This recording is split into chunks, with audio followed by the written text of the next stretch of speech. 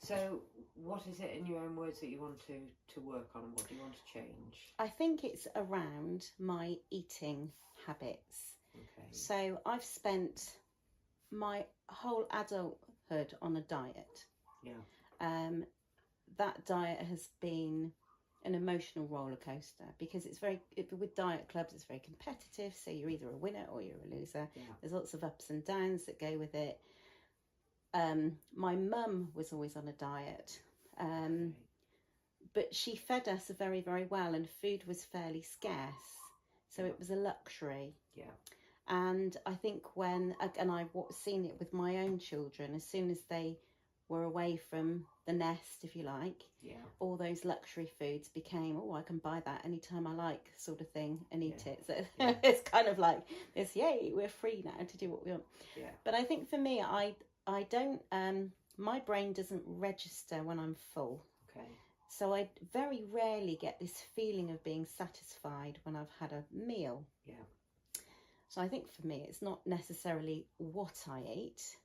I think it's the quantity, because I will keep eating, and it takes quite a lot of food to give me that sort of feeling full, and the uncomfortable feeling. you know, that really nice feeling. Yeah. Okay. Not the uncomfortable feeling, but the nice feeling of feeling full. Yeah. But quite often I will go on to feeling uncomfortable. Yeah. Then I feel bad, and then it's a roller coaster.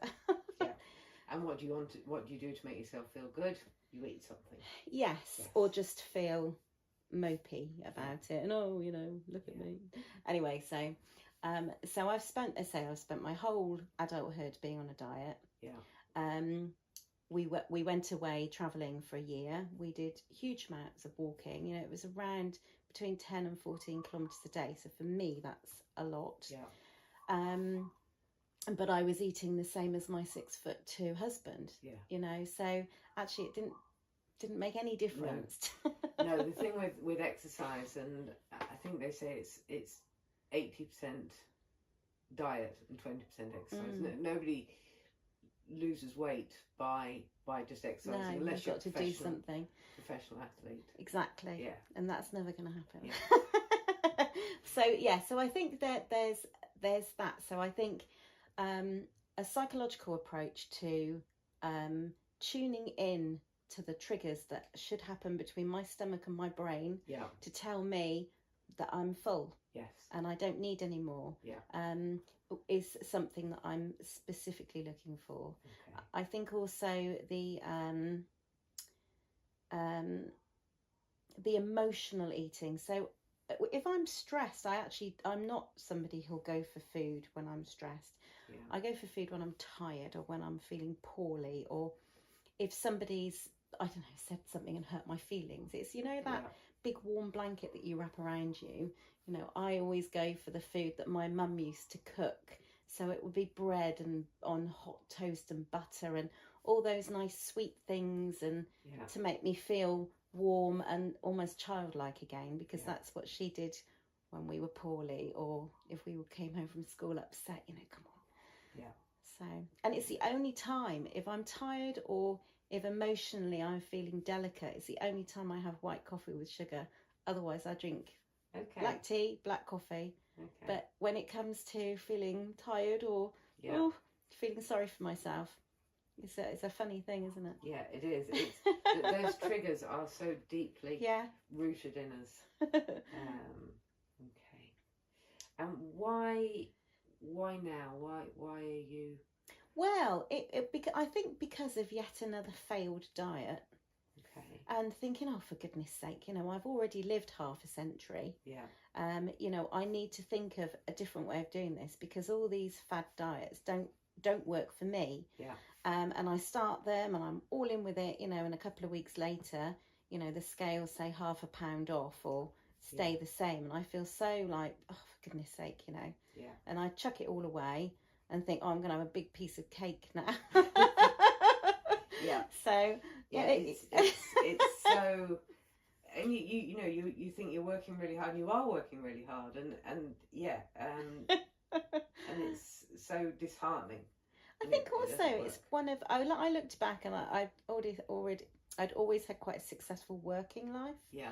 I've always had a very good social life, and I'm good with relationships and things like that. Yeah. It's the one part of my sort of being that I struggle with, and so I can remember thinking to myself, because I do read some of your out of chaos or chaos, which is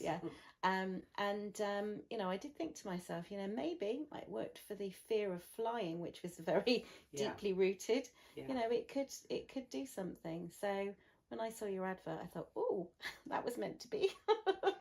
Cool. And what difference will this make to your life? How will it change your life? I think it would make me less tired. Yeah. So it would stop the emotional tiredness eating. Yeah. I think that would be a good thing. You know, because I am hefting around a lot more pounds than I really should be from a health point of view. And I think it would make me feel better about myself if I'm feeling healthier and I'm not feeling so tired. You know, it's lovely to go shopping and, you know, put on the size 16 and it actually buttons up. You're like, yes. You know, so I think generally, if you're become a healthier person for it, it's there's so many benefits. Yeah, exactly. Yeah, exactly. I can't see any negatives, put it that way. No. And my food bill would be cheaper. But my mum was always on a diet. I mean, she was I was trying to think back actually, and I thought she basically was on the cabbage soup diet and cottage cheese for most of my teenage years. That was what was my mum's in the fridge, you know, Rivita and that sort of thing. She was always on diet. She was very slim. Oh, she really? didn't struggle. Well, she was very. She managed her weight very well. Right. But you know, she never had a weight problem at all. Yeah. And from what I can see as an adult now, looking back. That's interesting. So, could it be that you saw diets and mum and equated them to being miserable? And quite often, because she wasn't particularly happy. I'm just going to ask a few health questions. Some may be useful, some maybe not, and I won't find out until I ask them. Any phobias? Anything that you are scared of? Yeah, I'm not a big fan of spiders. So I think if there was any phobia, however, I would never kill one. Okay. But you know, they give you a bit of a jolt. They do, and then I have to decide how I'm going to deal with it. Okay. So yeah, but I wouldn't. I couldn't bring myself to pick one up. Yeah.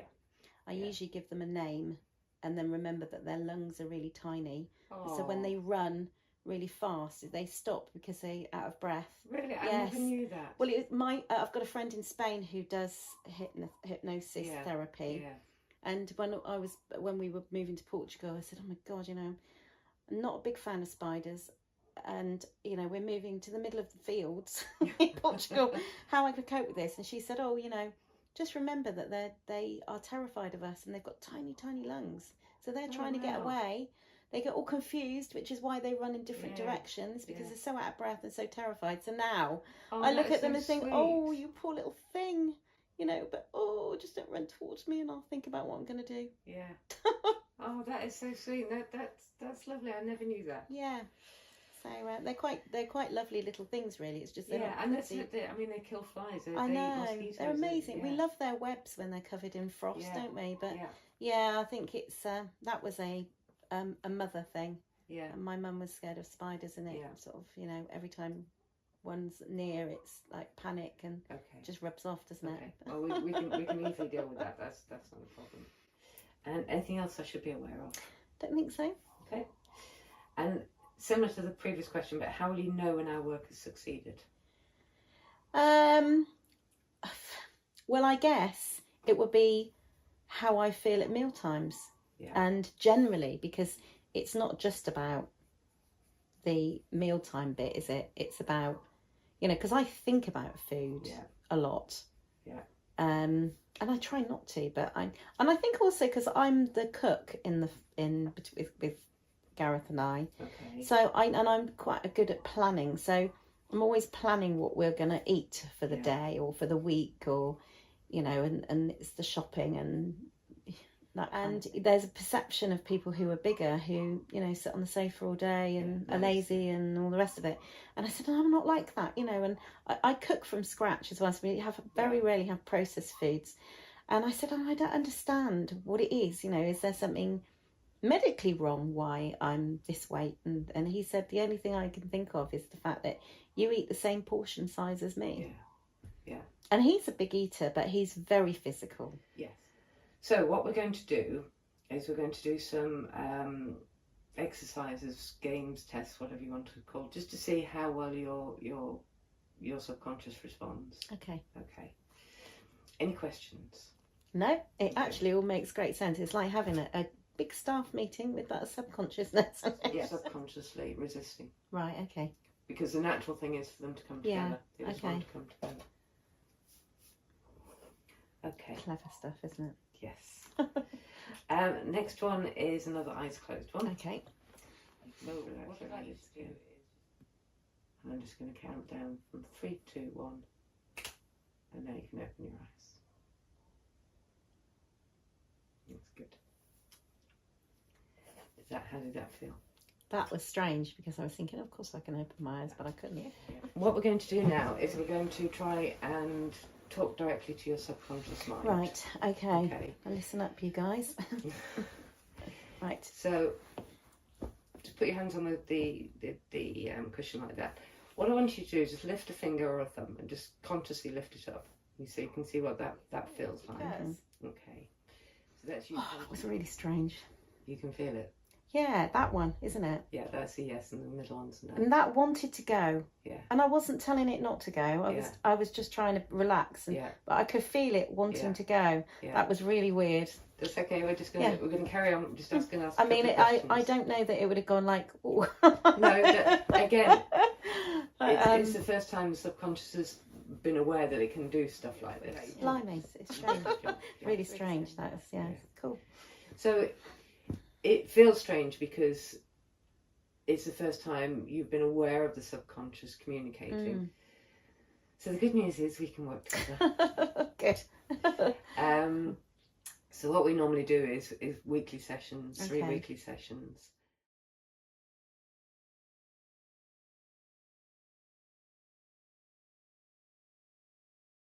Hello. Well, today, day 1 of therapy with Sarah, we did touch a little bit on my phobia of spiders, and I was hoping I wouldn't be tested quite so soon, but I just got back from Toma, and on the lounge wall was a spider that was really, really big. It's the biggest one we've seen here. It was the size of my hand, enormous thing. So he was quite high up on the wall, so it wasn't like he was on the floor. I didn't have the sheer terror that I would have had normally. However, I didn't deal with it. My husband dealt with it. So but I didn't have that sheer fear thing. I did wonder to myself, what would I do if I'd come home on my own?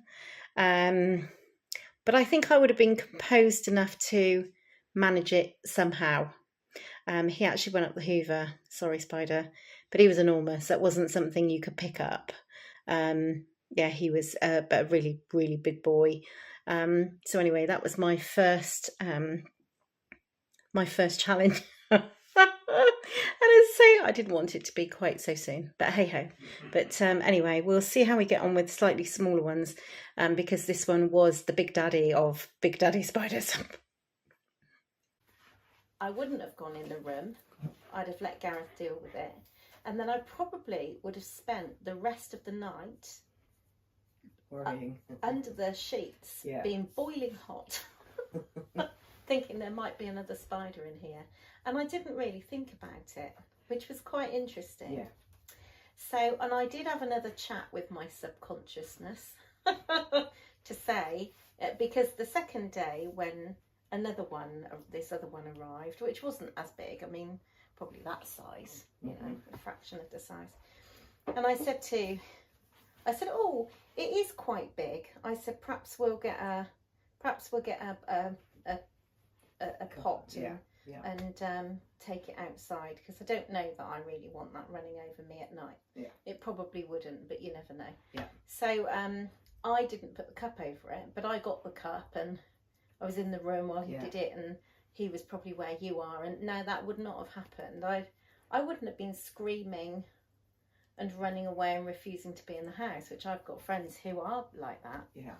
But I certainly was I felt like a lot more in control than I did before we had our chat, which is quite interesting. Yeah. And when I got home, I actually looked at pictures of spiders. So I went just to Googled spiders. Okay. And every time one came on the screen, I felt that horrible feeling, and I thought, this hasn't worked. Yeah. You know, it was like, oh, can't look, sort of thing. Yeah. But actually, when it happened, it wasn't like that at all. I was in control. So I've got on order from AliExpress a spider catcher, one of those brushes things. Yeah. And I think they're that long, and I think that's quite fine. I can deal with that from that distance, catch it, put it outside.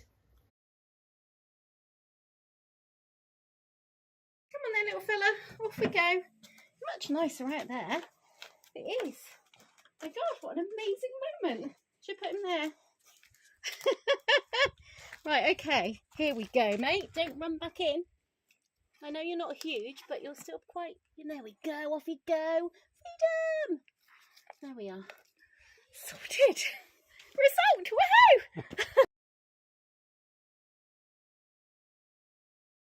woohoo! So, yes. Good. And I never want to get to the stage particularly of wanting to pick one up, but as long as I can deal with it. Yeah. Interestingly, you say that looking at the pictures, you felt the same. Well, we didn't ask your subconscious to deal with the pictures. We asked your subconscious to deal with the reality. Yeah. The subconscious is very black and white, right or wrong. You didn't ask me to do that, so I didn't do that. You've asked me to deal with the reality of spiders. Ask me to deal with pictures, and I'll deal with pictures. Yeah. But, good girl. She's just going to stare at me. Am I doing it right, Mum? Okay, so we will have a chat with the subconscious about that. I mean, that was just a sort of added extra, but we will make sure that we see that through to the end. So, going back to the main event, how's the eating been, given that it was birthday weekend? Well, it was very busy actually, so in terms of thinking about eating, it didn't really happen. And I put a lot less on my plate than I normally would, and I almost gave Gareth sort of twice the portion that I had. And I tried to sort of feel what I felt like, and actually I felt okay. But I think that was mainly because I was so tired after the party. And I don't really want to go on a diet as such. I don't want to be writing everything down and weighing stuff. I want to, because I think if I recognise when I'm full and I'm conscious of what I'm putting on my plate, and once I've eaten what's on my plate, that's it. There is no more. I'm not going to do the whole seconds thing.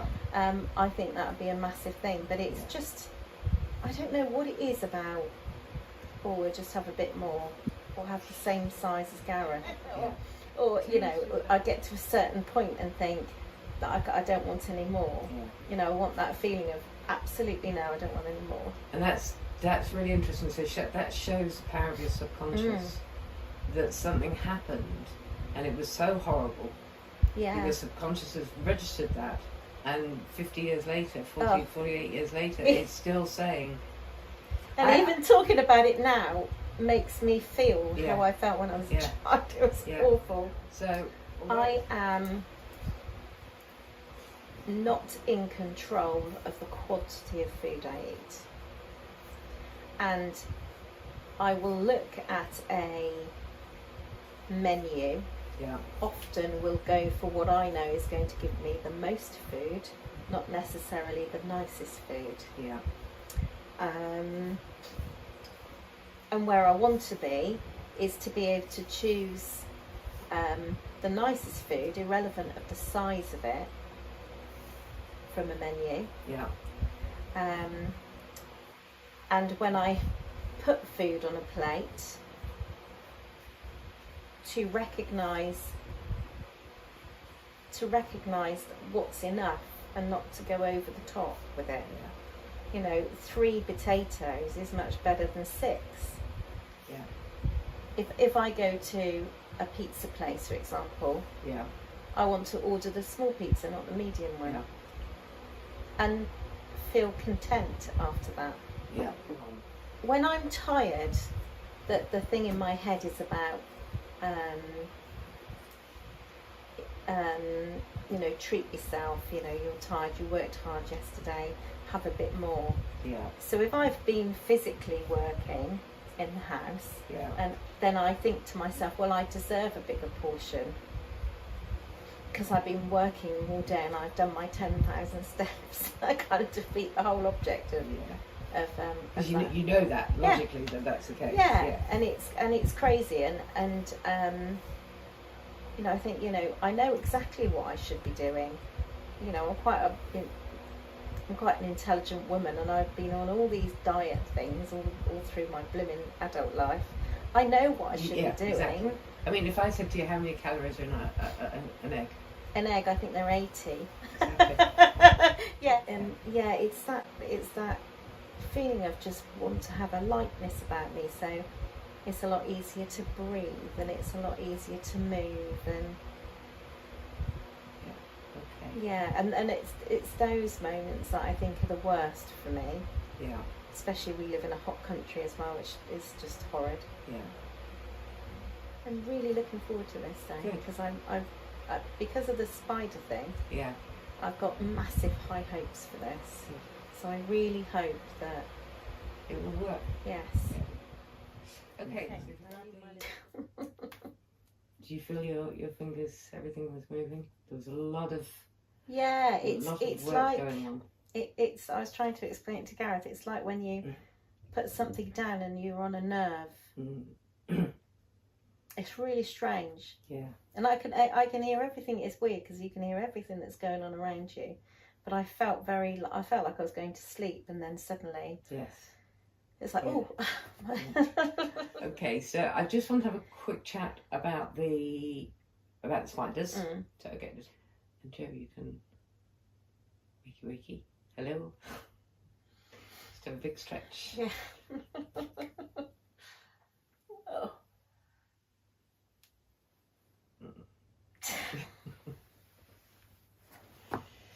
Okay, that was a good session.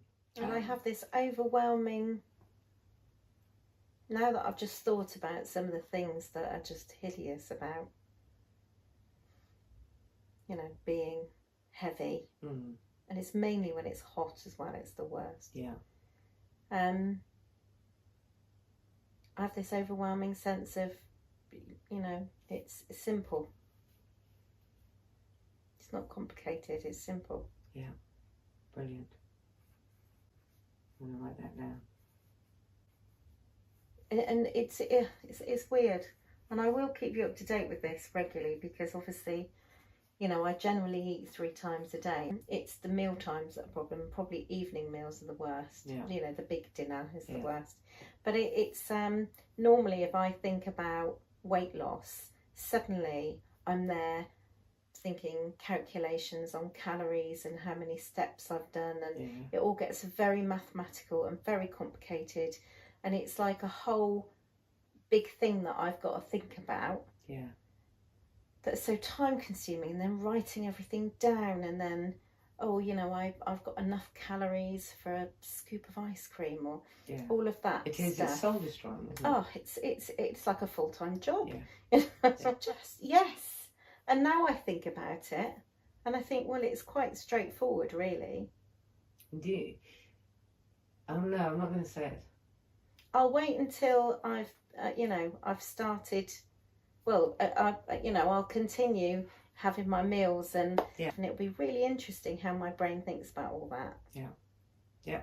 The other thing which is interesting is that, and I didn't do it on my birthday, which was interesting because we were left quite a lot of desserts, and we actually gave them to people to take away. Now, I think in the past, because we don't generally have cakes and biscuits and desserty things at home generally, I would have probably not given them away. If that had been, if I was seeing you for the first time today, I think I would have thought it's my birthday. Yeah. I'm going to be on a diet next week. Let's really go for it. Yeah. But I didn't think like that. Brilliant. I'm not going to say what I was going to say, but what I think is, and the reason that I didn't go through a whole load of reasons why, is I think you're just ready for it. Your subconscious is absolutely going.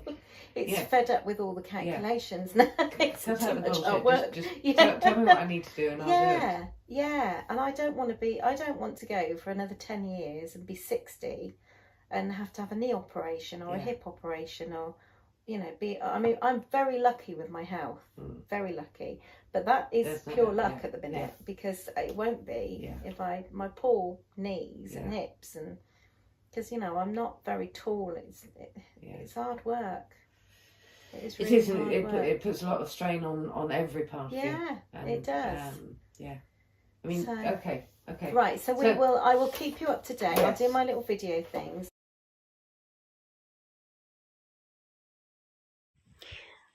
A few days ago, I had my second session with Sarah to do with food and my thoughts behind food and visual eating, and just eating way too much on my plate, and always think about food. And to be honest with you, since 3 days ago, I've actually felt quite full, even though I haven't had big meals or anything. I've put a lot less on my plate and felt content after I've eaten it, which is really good. And last night was quite a big test, because we actually went out for pizza, which is my favourite food out of all the foods. That is my favourite. And instead of ordering a medium pizza, I ordered a small. And I couldn't even eat all of my small pizza. I ended up giving 2 slices away, which was really good. And felt quite content. Didn't feel like I needed to have that last bit, even though, it would have made me feel horrible. But I didn't do that. And it wasn't something I thought about. It was just something, no, I can't eat anymore. And it felt wonderful, actually, to say that. And yeah, it was quite an amazing thing.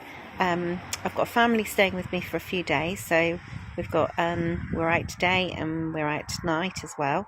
So we'll see how it goes. But I can honestly say that despite the fact my portion sizes have probably halved in size since only for a few days, but they've halved in size, I have felt full the whole time.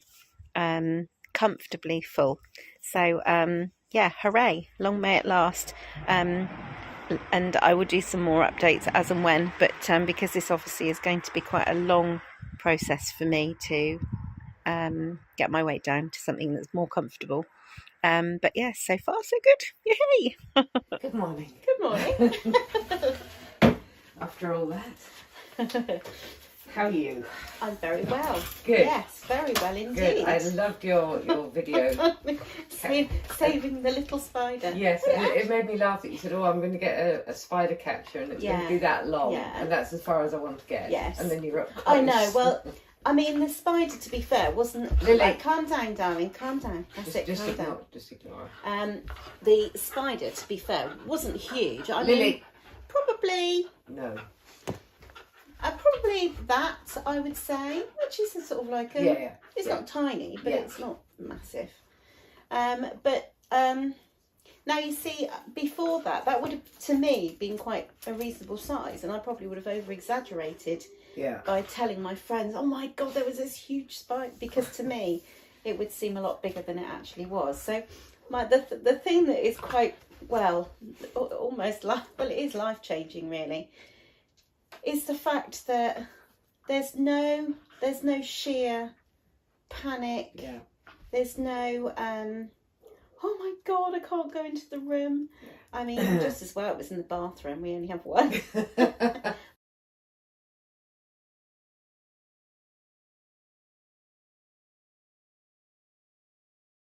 I mean that in itself has been a massive thing. Yeah. And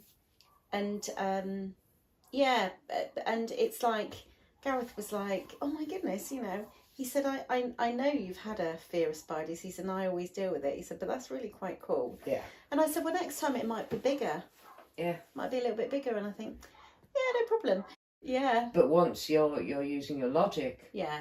And it's it is not there anymore. and it's such a simple thing. Yeah. I mean, it's like this morning when I was driving over here, and I was thinking, the crazy thing is, it's actually kind of got in the way, this fear, Yeah. and it's so simple. Yeah.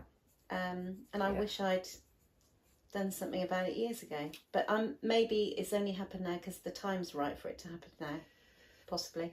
You hadn't met me before then. Exactly. So yes, and the eating thing, well, that's been... Yeah. And I've been kind of like a little bit...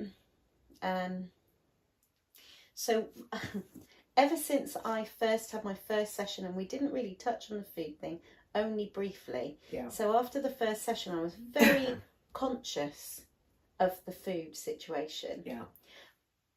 But I didn't necessarily have a feeling about it. It was just I was very conscious. So I was consciously putting less on my plate, feeling full afterwards, and not eating as much, but feeling quite happy about it.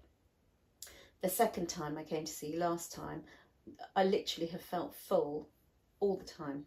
Okay. So that has, and again, Gareth noticed big time, and I haven't talked an awful lot about it to him in, like, whenever something I think, oh, that's different. But so I had my son over, and we ate out a lot. Yeah. We had meals out, and I chose what I wanted. And in fact, last night we went out for a meal, and we went to Kinder de Pobre, I think it was. I don't know if you've been there. Yeah. And I chose the salmon because it's my favourite meal, but it's one of the smallest dishes that they do. Yeah. I didn't have the bread because I felt full. Even before my meal, I felt full. The plate came. I was delighted with it. It looked absolutely beautiful on the plate. And when my friend's meal came, it was enormous. And I just thought, that's a hideous amount of food on a plate. Yeah. And that was very unlike me. Yeah. I would have normally, and I've done it, I'd had the salmon there before and looked at the other plates thinking, oh, I'm not going to choose salmon again because not enough food. Yeah. But I gave half my pudding away, and the pudding was tiny. Yeah. But I was full. Yeah. Then I thought to myself, I wonder if there's something wrong with me, and this is just a coincidence that I've seen Sarah, and now I'm feeling quite full and bloated. Yeah. And I'm not used to feeling that. Yeah.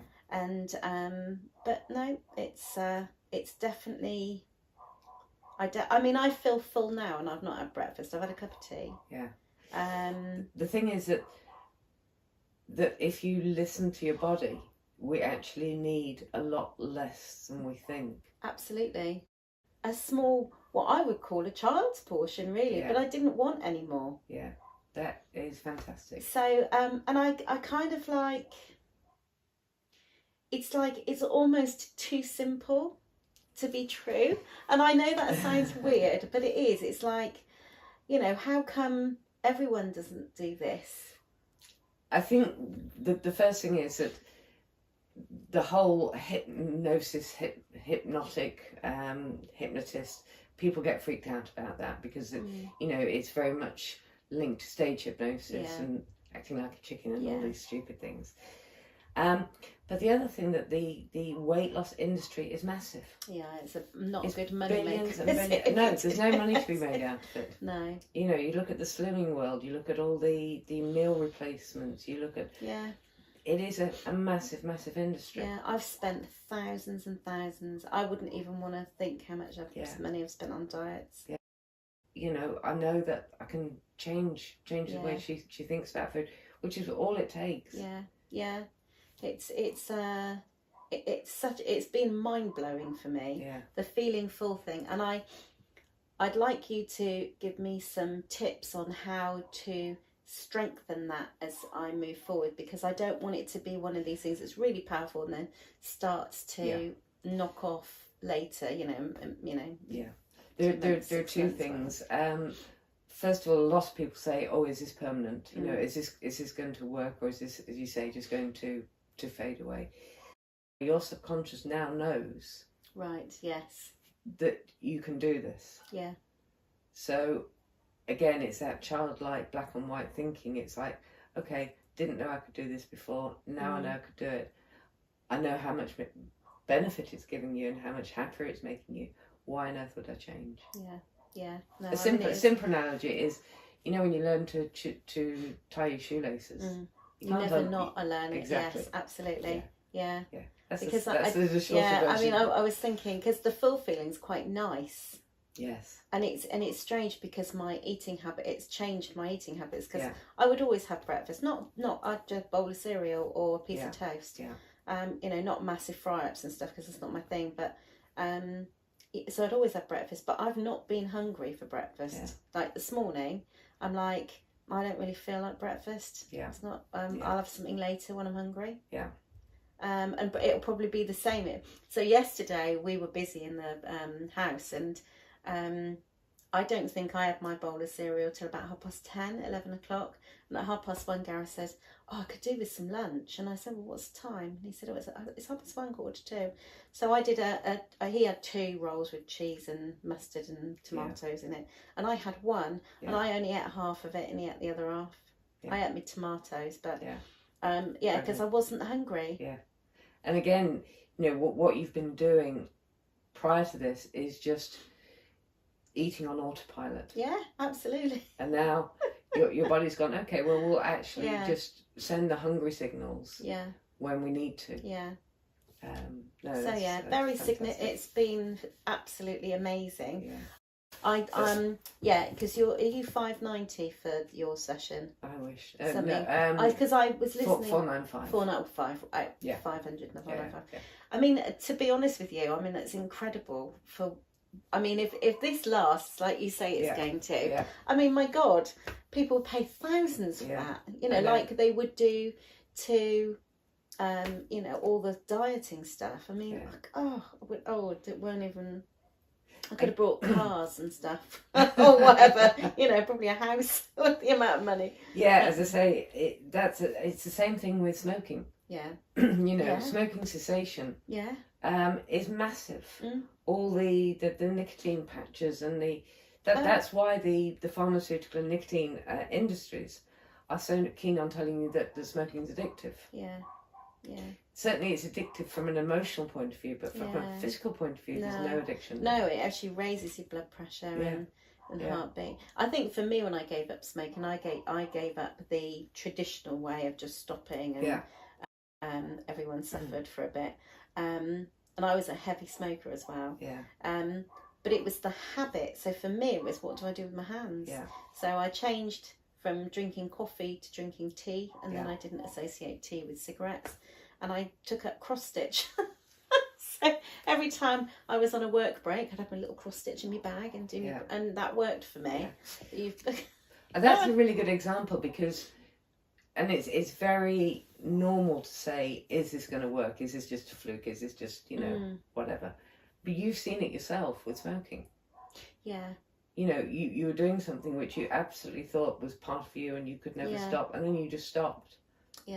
It was just portion sizes, and if I did go out, I'd have to eat everything and the biggest thing, you know. But that has changed. Yes. Lovely that you're talking at it in the past tense now. Yes, absolutely. Too right. I'm amazed. I am amazed, because I'm quite sceptical on these things.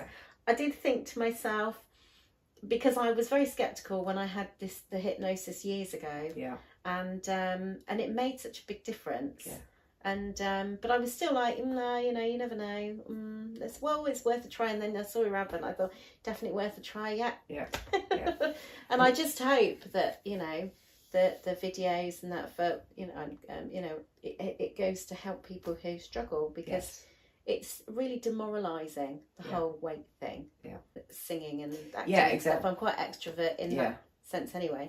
But my overriding thing is that if taking part in this goes towards helping other people, or you know, somebody who thinks, do you know what, I'm going to look into that and see whether that's something that could work for me, it's got to be a good thing. There's no losers in this, is there? Exactly, because even with a client where we charge money, we always do the initial consultation. You know, I just think it's worth every penny. Well, the thing is, if you might see me again for something else in the future. I won't. Well, it'd be lovely to, but I won't, because I'm going to teach you how to do it today. Oh, right, okay. Well, when people come to us, we do this initial free consultation, and if we know it's not going to work, you know, if there's no movement, if there's, you know, we don't get on with the person, or it's something that we can't work with, we just say, look, we can't help. So there's no charge. So, you know, the way we work is very ethical. In that we don't do it unless we know, unless we're pretty sure we're going to get a good result. And also, I mean, it's like it's a package of things, because when I originally spoke to you, it was about my eating, but actually the spider thing was quite a massive thing for me as well. So that's like, you know, buy one get one free. Took that in as a freebie. Brilliant. So no, it's been such a good experience for me. Okay, so I've been really fortunate to have had quite a unique and amazing experience through Sarah. I was when I wasn't skeptical, but I was a bit like, oh, well, you know, let's see what she can do with the couple of things that I needed help with. And number one, she's lovely. That really helped. She's really personable. She's warm, and she's soft and kind, and there wasn't anything that I couldn't open up about, which was really good. I think, to be quite honest with you, I think my sessions with Sarah have actually changed my life quite significantly, for all the good reasons, and I really wish her well with carrying on this incredible work that she does. And I hope that by me taking part and being open about my struggles, that it goes on to help other people who have similar struggles or different struggles, because I really think this is incredible, and I'm incredibly grateful to her. Amazing, absolutely amazing stuff. Thank you. Here she is, here's trouble. Hello, sweetheart. Yeah, says you big can't